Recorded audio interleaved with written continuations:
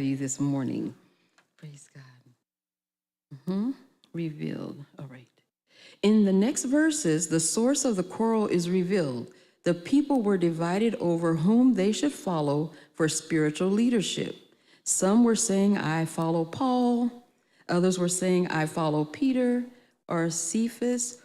And still others were saying, I follow Apollos or I follow Christ.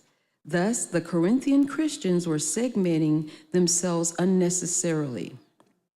Paul responds by reminding them that Christ is not divided and that Jesus is the name under which all believers are saved and baptized.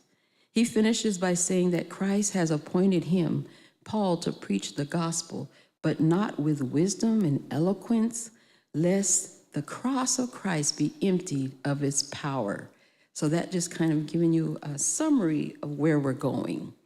So when we think of the Apostle Paul, and I think we also shared a little bit, I think the other night, it was saying, who was Paul?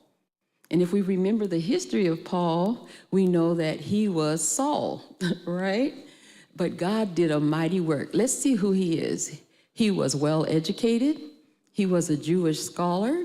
He was a Roman citizen, and he was a skilled tent maker. He was a devout Jew that sought to stop the new Jesus movement until he was converted to Christ one day on the road to Damascus.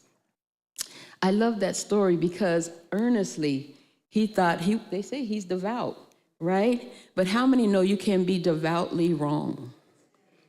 And unfortunately, that's happening a lot today where people are like, no, I know this. This is the way I was raised. This is what I was told.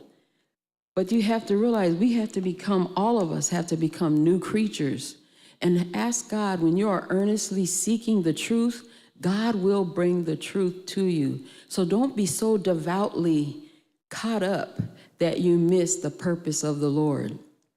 And to all of our virtual audience, we want to welcome you on this morning. God bless you.